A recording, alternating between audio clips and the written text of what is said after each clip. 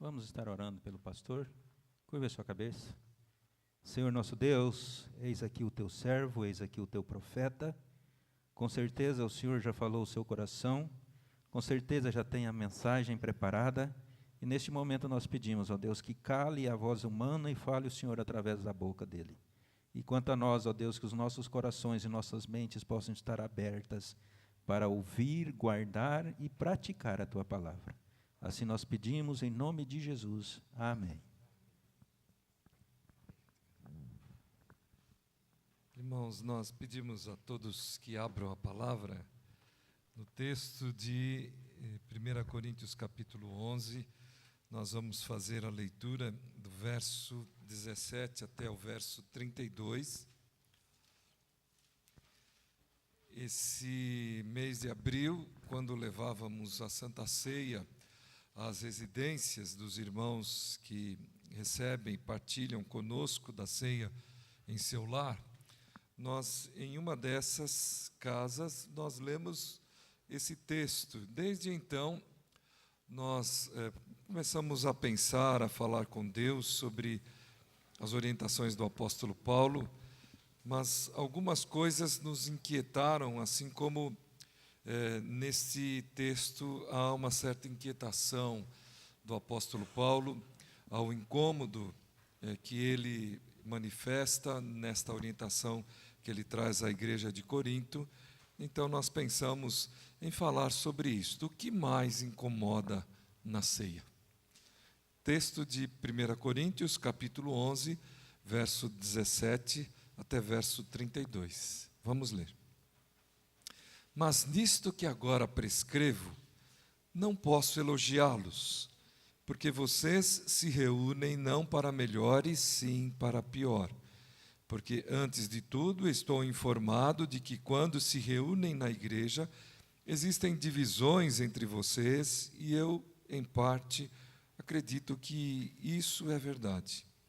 E é até necessário que haja partidos entre vocês, para que também os aprovados se tornem conhecidos entre vocês. Quando, pois, se reúnem no mesmo lugar, não é a ceia do Senhor que vocês comem, porque quando comem, cada um toma antecipadamente a sua própria ceia, e enquanto um fica com fome, outro fica embriagado. Não será, ou melhor, será que vocês não têm casas onde podem comer e beber? Ou menosprezam a igreja de Deus e envergonham os que nada têm? Que posso dizer a vocês? Devo elogiá-los? Nisso certamente não posso elogiá-los. Porque eu recebi do Senhor o que também lhes entreguei. Que o Senhor Jesus, na noite em que foi traído, pegou um pão e, tendo dado graças, o partiu e disse: Isto é o meu corpo, que é dado por vocês.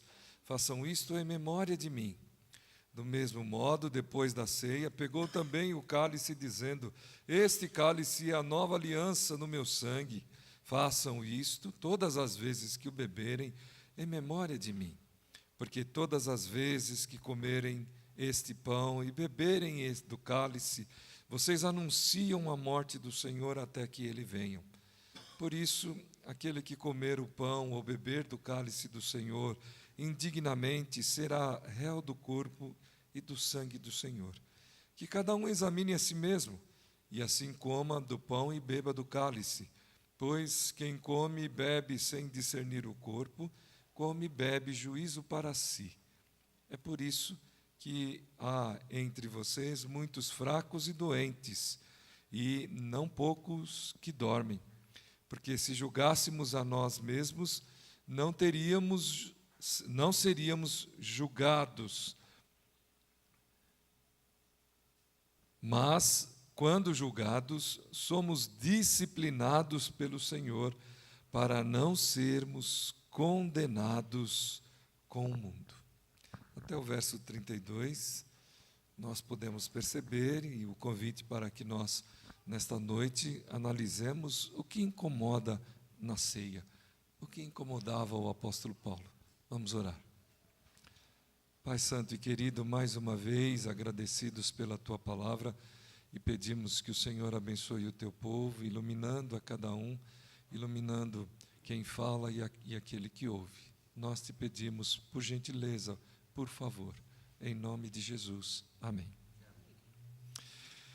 Recentemente, a IPI do Brasil decidiu que a Santa Ceia deveria ser servida a crianças. Isto incomoda? Eu sei que há, entre muitas comunidades IPIs pelo Brasil, que isto incomoda. Aqui, nós já, desde que vim para cá, servimos criança e já era uma atividade da ação da igreja durante a ceia. Eu também participei de ceia, onde os participantes serviam uns aos outros. Participei também em outras comunidades onde os membros são servidos no seu próprio local, à semelhança do que acontece aqui. E outras oportunidades, em outros lugares, os membros se conduzem à frente e ali são servidos através daqueles que ajudam, na ministração da Santa Ceia, o cálice e também o pão. Na primeira, nós falamos, se incomodava, porque nós falávamos a respeito de quem participa, Nesse segunda reflexão, nós passamos a pensar na maneira como a Santa Ceia é servida. Isto incomoda? Mas também nunca participei, mas já ouvi relatos pelo fato da ausência de ser um artigo presente, o pão ou vinho, em que a ceia era compartilhada, por exemplo, através de chá ou café e tapioca. Ou seja, os elementos da ceia é que variaram. Isto incomoda? Alguma coisa na ceia que nós participamos incomoda? O apóstolo Paulo disse que há algo que incomoda. Por exemplo, ele diz que algo não deve ser elogiado. Não é isto? Não vos louvo, não vos elogio. Ele diz que as reuniões fazem mal e não bem. As reuniões faziam mal e não bem. Por que prosseguiam? Por que prosseguiam? Isso deveria ser elogiado, fazer o mal? Por que prosseguiam? Diz ele ainda que aconteciam divisões ali entre eles. E é curioso porque ele até destaca que, de certa maneira, até certo ponto, essas divisões eram úteis. Paulo disse que elas serviriam à aprovação de alguns e à reprovação de outros. Prestem atenção, a aprovação de alguns e a reprovação de outros. A reprovação de outros, a reprovação de alguns, isso deve ser elogiado. Mas também nós encontramos Paulo meditando neste assunto a respeito de se deve ou não ser elogiado, especialmente esse momento da ceia, a reflexão a respeito do pensar em si e nos seus na hora da ceia. Especialmente porque se está no meio de uma comunidade. Paulo chama a atenção disto. Algumas pessoas pensavam em si, pensavam nos seus e deixavam os outros num segundo plano. Isto deve ser elogiado? Será que, como ele diz ali, aquilo que não caracteriza a igreja de Deus, porque promove a humilhação de seus semelhantes, deveria ser elogiado? Disse Paulo, concluindo, né? Certamente que não. Versículo 22. Vejam só, essas situações vivenciadas pela igreja, certamente, segundo o seu julgar e a partir da sua orientação, não poderia ser elogiado. Nós ficamos a pensar: o que incomoda? O que não pode ser elogiado nos nossos dias? Será que algumas destas coisas que ele cita aqui estavam presentes naquela comunidade, também estão presentes na igreja dos nossos dias? Para sermos até mais localizados, estão presentes na nossa igreja local? Vamos pensar numa outra direção a respeito da ceia, porque também nos parece que Paulo toca nesse ponto, chama atenção. Eu não devo me ausentar.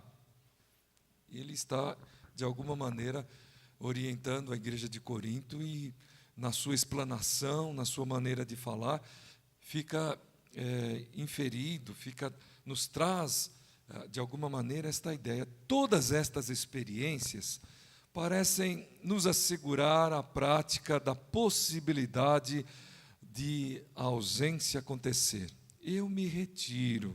Talvez alguém pudesse pensar, talvez alguém ali entre eles, talvez o próprio apóstolo pudesse assim dizer: eu me retiro. Há indignidade na mesa. Não se deve pecar contra o corpo e sangue de Cristo. Será que no texto Paulo lança a mão desta oportunidade para alguém? A possibilidade de alguém se retirar? A possibilidade dele mesmo, ele próprio se ausentar, ele mesmo se retirar daquele ambiente? Ele disse, afinal de contas: quem comer e beber do corpo de forma indigna, come e bebe para a sua própria condenação. Então, duas perguntas muito importantes agora. Irmãos, é possível corrigir os erros dos outros com a minha ausência? Nós poderemos corrigir os erros de alguém com a nossa ausência? Não nos parece isso ser algo que aconteça, né? Não nos parece que, se nós nos ausentarmos, nós possibilitaremos a correção dos erros de alguém. Então, vamos para uma segunda pergunta. É possível corrigir os meus erros com as minhas ausências? Ora, pastor, Jesus, certa vez, se não me falha a memória, estava falando do alto de um monte, e ele disse alguma coisa parecida. Vamos ler? Mateus, capítulo 5, versículo 24. Quem pode fazer esta leitura, por favor?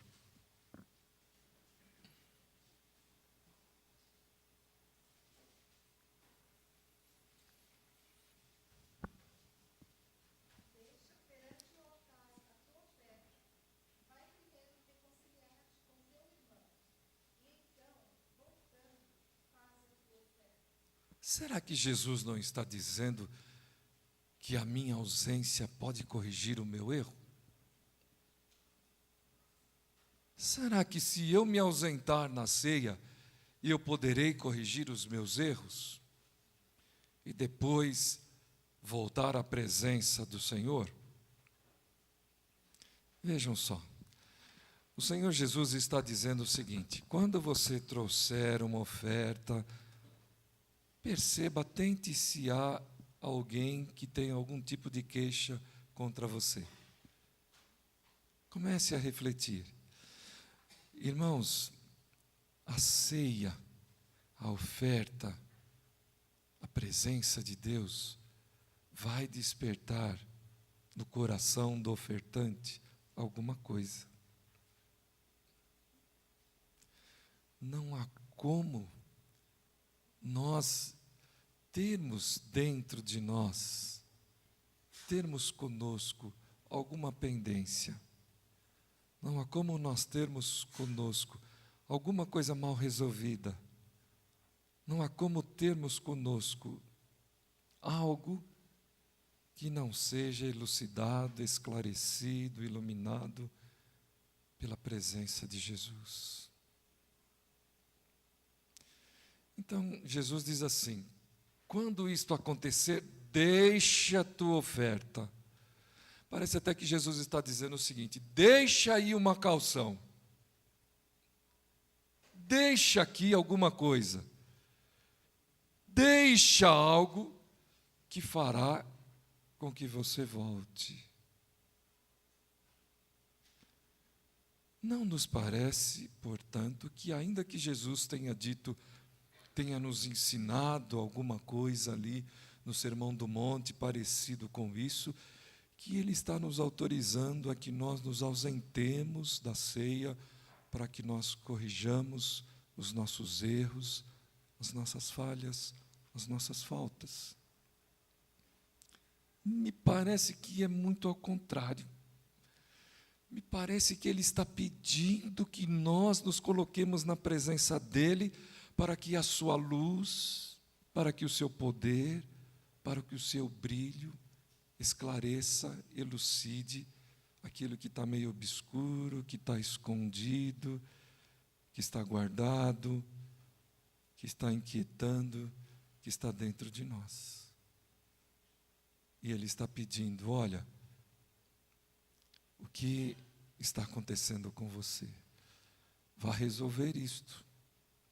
Eu não quero filho meu, não quero servo meu com estas pendências, mas volte aqui, volte para cá, venha para cá. Não há como nós sairmos da presença de Deus e privilegiarmos a indignidade. Quando nós sairmos, quando nós nos ausentamos, quem sabe com esta ideia, de que eu vou corrigir algum tipo de erro na minha vida, na verdade o que eu vou fazer é privilegiar a indignidade. Ela vai ficar ali guardadinha, ela vai ficar ali de alguma maneira, e ela vai voltar à tona. Irmãos, os versículos 30 a 31 trazem em si a ideia de que nós não podemos cobrar ou mesmo pedir a Deus em razão das nossas fraquezas, em razão das nossas enfermidades e até em razão das nossas mortes. Porque muitas vezes nós nos aproximamos de Deus e dizemos assim: Senhor, o Senhor levou sobre si as minhas dores e as minhas fraquezas. O Senhor levou sobre si os meus pecados. Mas eu volto, eu insisto, eu mantenho eles. Eu mantenho tudo isso comigo, guardado comigo, e não deixo o Senhor tocar neles. Então, o que Cristo, o que Deus, o que a ceia está fazendo conosco é justamente isto. Volta, purifica, limpa tudo isso e volta aqui. Venha para cá. Não quero que você se ausente por causa destas coisas. É isto que, de alguma maneira, nós podemos entender desse trecho do apóstolo Paulo. Agora, como nós somos turrões, como nós somos durões, como nós somos, nós resistimos. O apóstolo está dizendo: na verdade, no meio de vocês, aqueles que sofrem, aqueles que enfermam, aqueles que morrem. É por isso. Mas, irmãos, não se incomodem tanto com isso, não. O nosso Deus é tremendo, Ele é maravilhoso. E eu peço aos irmãos que leiam o finalzinho do versículo 32 desse capítulo 11 que nós lemos. Assim, meus irmãos, quando vocês se reúnem, desculpem, o versículo 31. Porque se julgássemos a nós mesmos, não seríamos julgados. E o 32. Mas quando julgados, somos disciplinados pelo Senhor, para não sermos condenados com o mundo. O presbítero Cairo leu lá Provérbios capítulo 12, versículo 1 e 2, que fala a respeito da sabedoria, da orientação, do ensino, do conhecimento. Estar com Jesus é ser abraçado pelo poder da vida, da existência, que estava obscurecido, que estava escondido, que nós não tínhamos acesso, que era um mistério e foi revelado em Cristo Jesus. Então, quando nós nos aproximamos dele, vem à luz todas estas coisas. Nós começamos a aprender coisas que no passado nós achávamos que era certo e agora nós passamos a aprender como errado. Então, por isso que o Senhor, muitas vezes, pela nossa dureza, pela dificuldade nossa, Ele nos disciplina. Por isso nós sofremos, por isso nós padecemos, e por incrível que pareça, uma loucura para a cabeça do homem moderno é que muitos dormem também no nosso meio. Agora, há um propósito de Deus em tudo. Eu lembro que na história, quando estas coisas aconteceram, um monte de gente morreu porque um só fez aquilo que não devia fazer. Quem se lembra disso? Lá quando Josué estava entrando na terra. A capa de Acã. Por causa de Acã, o povo perdeu a batalha, muita gente morreu. Não é isto que, de certa maneira, Paulo está dizendo aqui? Agora, preste atenção como ele termina. Ele diz que é para que nós não sejamos condenados com o mundo. Para que nós não sejamos mandados para o inferno. Para que nós não tenhamos separação plena, completa do Senhor. Então, amados irmãos, é importante que nós comecemos a pensar se vale a pena eu me ausentar. Se vale a pena eu argumentar que eu vou me ausentar por causa da ceia, por conta disso, daquilo outro, porque a ceia tem um simbolismo de santidade, é sacramento. Então, se vale a pena, e com isso nós vamos partir para um terceiro ponto, que diz o seguinte, que eu gostaria que nós refletíssemos: livrando-nos dos incômodos. Como isto acontece? E o trecho de 23 a 26 nos orienta assim: como podemos nos livrar dos incômodos da mesa? A primeira verdade, ou princípio, que deve nos acompanhar à mesa, é o que Paulo fala no versículo 23. Ele diz assim: recebi e entreguei. Recebi e entreguei. Em outras palavras, eu não vou entregar, eu não vou dar aquilo que eu não tiver recebido. Queridos irmãos, vejam só, Deus não está pedindo algo que nós não tenhamos recebido. Ele está dizendo o seguinte: recebi o que entreguei. O que Deus está pedindo para nós é que nós deixemos, coloquemos à disposição de alguém, das pessoas, do corpo de Cristo, aquilo que nós particularmente recebemos também. Então, Romanos capítulo 5, versículo 6, diz o seguinte: sendo nós ainda fracos ou pecadores, Ele se entregou por nós. Sendo nós ainda fracos ou pecadores, Ele se entregou por nós. Então, recebi o que entreguei. Recebi o que entreguei. Quando eu era fraco, quando eu falhava, quando eu tropeçava, quando eu me escondia, quando eu fazia coisas erradas, ainda assim, Ele se entregou por mim e me deu a oportunidade para que eu pudesse vencer todas essas minhas fraquezas e essas minhas limitações e esses meus pecados. Recebi o que entreguei. Quando nós nos aproximamos da mesa, nós precisamos levar isto, esta ideia, este pensamento, este sentimento: eu vou dar aquilo que eu recebi. Então, isto está implícito, queridos irmãos, que se alguém ainda estiver manifestando fraquezas, que se alguém ainda estiver me ofendendo, que se alguém ainda estiver me magoando, que se alguém ainda estiver me chutando a canela, me pisando no calo, ainda assim eu não vou devolver a mesma coisa, porque não foi isso que Cristo me deu. Eu vou dar uma outra coisa, e nós podemos observar lá no texto de Romanos que Ele se entregou, que Ele morreu por nós. Não precisamos, irmãos, esperar que os fracos se fortaleçam, que eles mudem isto primeiro. Em outras palavras, eu não preciso esperar que ninguém venha para mim pedir perdão. Eu vou dar perdão porque eu fui perdoado. Eu recebi primeiro. Eu não preciso esperar que ninguém venha dizer, errei contra você. É isto que, de alguma maneira, Jesus Cristo falou lá no Sermão do Monte. Se você sabe que alguém tem alguma queixa contra você, não fique esperando ele vir a você e se queixar. Dê para ele o perdão antes que ele apresente isto. É justamente isso que nós aprendemos como primeiro princípio. Mas há um segundo princípio ainda nesse versículo que nós lemos, uma verdade que está presente, que gostaria de compartilhar com os irmãos. Ele diz aí, não há razão suficiente para não sermos gratos. Queridos irmãos, ele diz assim, né?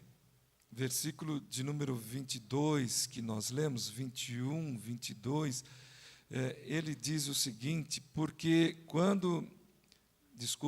versículo 23, porque eu recebi do Senhor o que também lhes entreguei, que o Senhor Jesus, na noite em que foi traído, pegou o pão e, tendo dado graças, nós não temos como nos aproximar da Santa Ceia, da mesa do Senhor, sem o reconhecimento de que a gratidão deve tomar conta de nós. E isso é muito importante, porque muitas vezes o sentimento de ingratidão, ou a dificuldade de agradecermos, foi citado isto aqui hoje também, nos leva à presença de Deus de uma forma incompleta. O texto de 1 Tessalonicenses, capítulo 5, 18, nos fortalece nessa compreensão, porque o apóstolo diz, em tudo, sede agradecidos, porque esta é a vontade do Pai, a vontade de Deus para vocês. E um terceiro princípio de como nós podemos afastar o incômodo da nossa vida diante da mesa do Senhor, é aquilo que as Escrituras nos ensinam a partir desse trecho lido, que a nossa salvação se dá para que outros sejam beneficiados. Diz o texto, o meu corpo foi dado, o meu sangue foi derramado, para que vocês possam ter vida. E isto acontece todas as vezes que nos assentamos à mesa do Senhor. Isto acontece todas as vezes que nos assentamos à mesa do Senhor. Esta é a ideia que deve ser lembrada. O incômodo acontecerá quando Cristo não estiver sendo lembrado na nossa participação. Quando ficar a impressão de que Ele está ausente, quando não se recordar, quando não se renovar da esperança de que Ele voltará.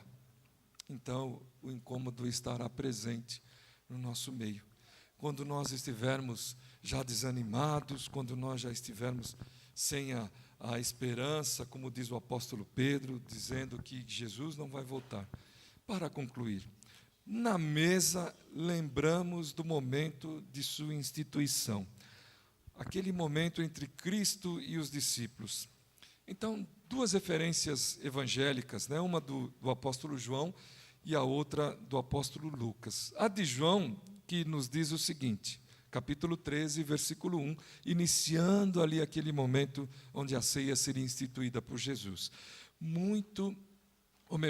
Por amar tanto os seus discípulos, Jesus amou os seus discípulos até o fim. Ele foi seguindo e foi com este amor, independente dos acontecimentos, sabendo os acontecimentos que iriam se dar, quem estava com ele, as situações que se verificariam a partir dali.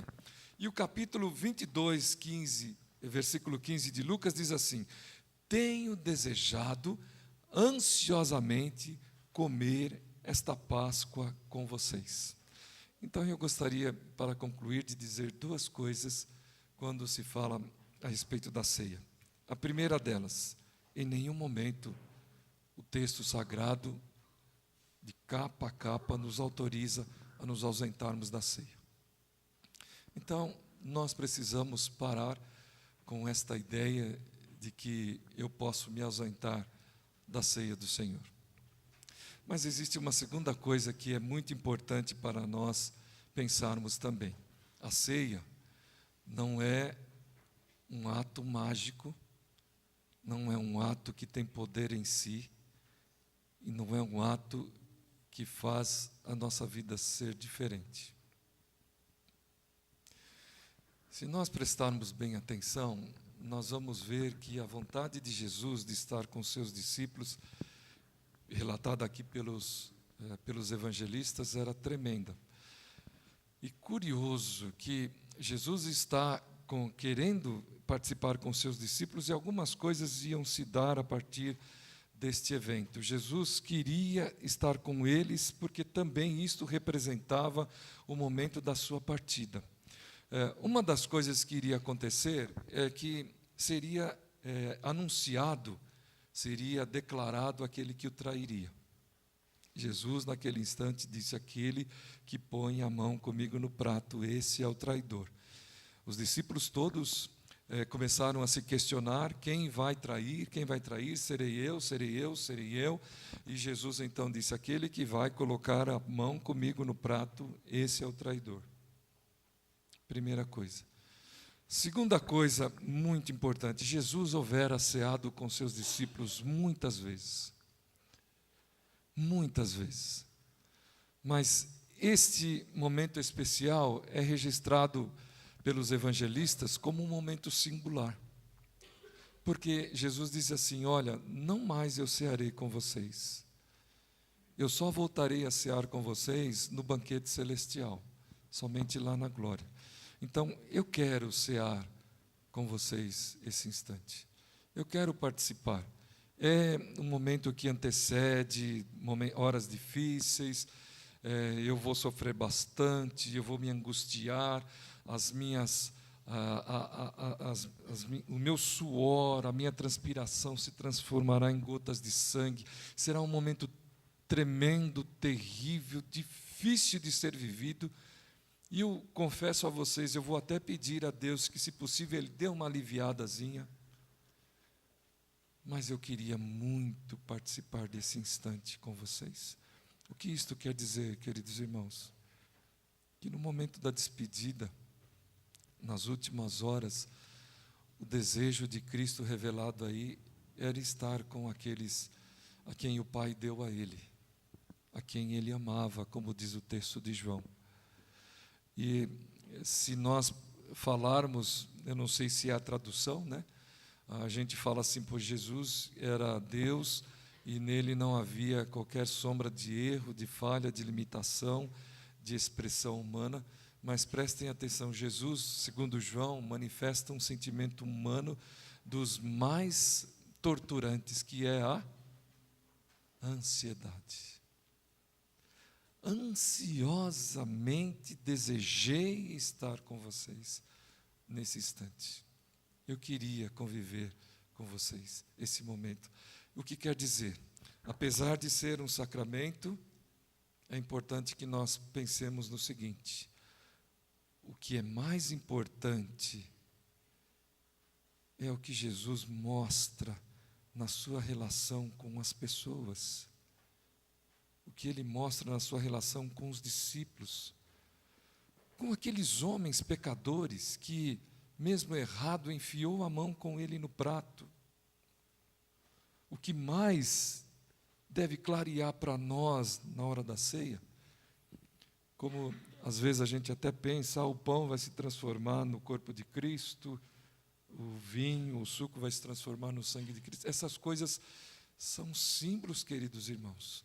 Essas coisas servem para que nós lembremos, mas para que nós lembremos que o que Jesus está marcando aqui é esse desejo, é esta relação, é este contato, é esta comunhão que fazia com que ele desejasse estar com eles, estar juntos.